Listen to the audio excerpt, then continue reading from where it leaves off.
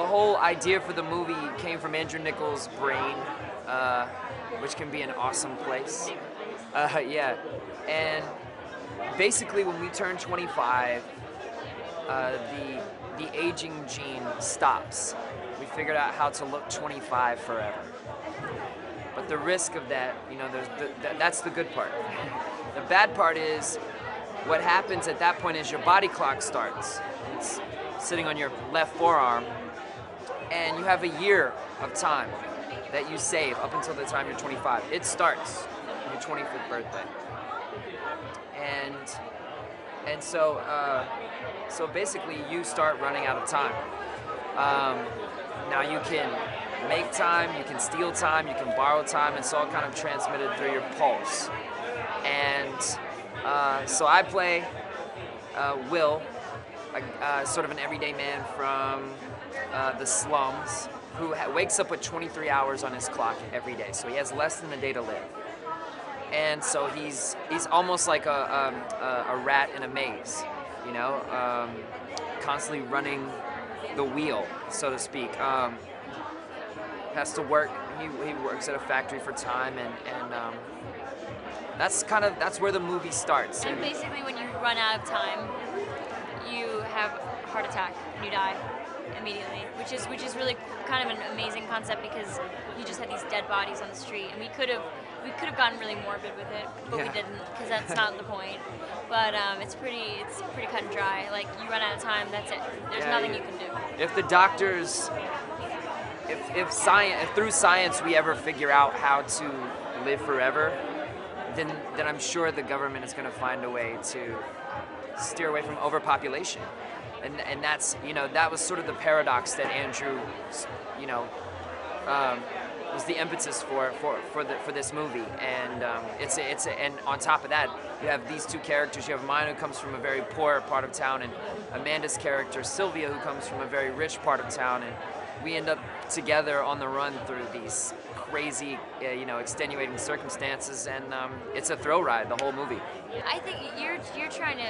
I'm basically. Stay alive. I'm basically trying. I wake up at 23 hours on my clock every day. I come across a guy who looks the same age as me, but he's 105 years old, and I play a 28-year-old, and basically what happens is I become wrongly accused of a murder, and go on the run. And I make my way to the rich part of town, and through a crazy series of events, I end up kidnapping Amanda's character Sylvia and holding her hostage, and we go on the run.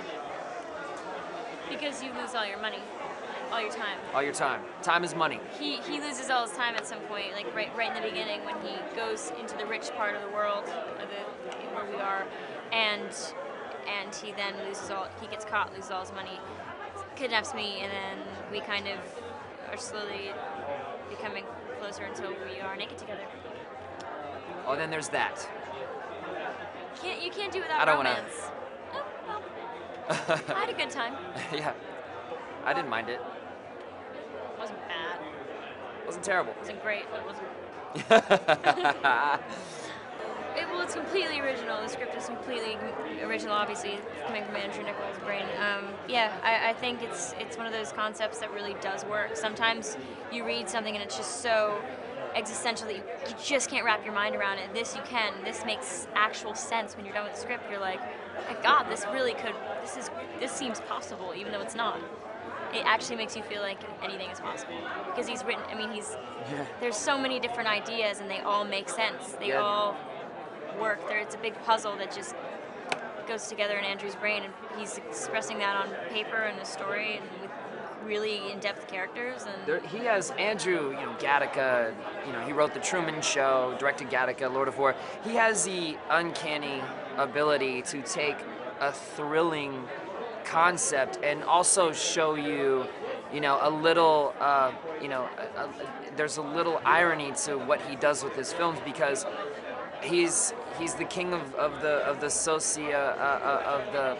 social commentary thriller.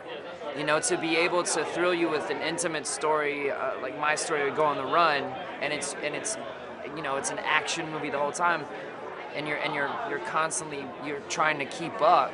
But at the same time, I feel like you walk out of this movie going, huh, is that kind of a reflection? If time really is money in this world that we've created, that Andrew's created, is that sort of like a roundabout reflection in a way of perhaps our economy?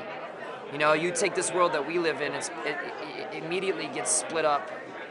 With the situation we're in, it immediately gets split up into two classes: very rich and very poor.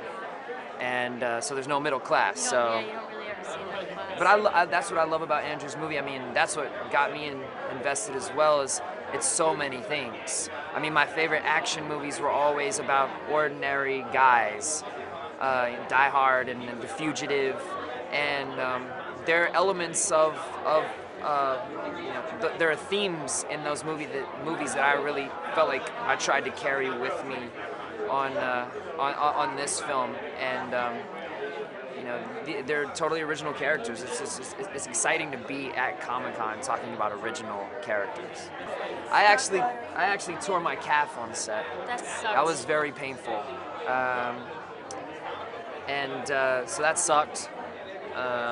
There were a lot of falls. We had a lot of spills.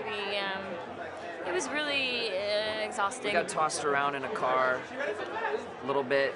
I banged my head and I thought I was gonna die, but I didn't. No, this movie hurt to make. There was a lot of injuries. It was a lot like I'd go home, and when you're working, you're in it. You're constantly blocking out all physical pain.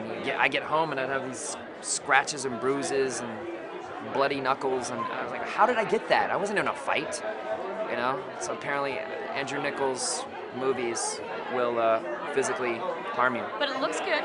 But we saw it recently and it looks cool. Yeah, and we have Roger Deakins shooting us. Yeah. Shot it, and he's an amazing DP.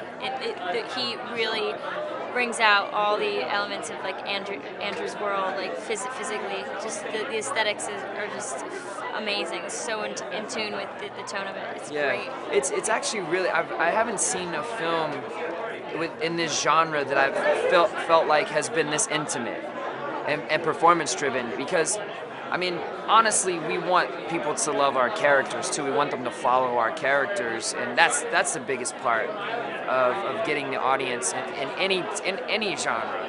And I feel like that's what we were able to do in sort of working with Andrew on the characters was make them. Everything I just described is such a fantastical idea, but it doesn't work unless the actors and Killian and Olivia Wilde and everyone Vincent Kartheiser, everyone who's in the movie, they brought such a real grounded approach to their characters, and so you feel like you're really there with them, and it's actually way more intimate than I even thought it was going to be.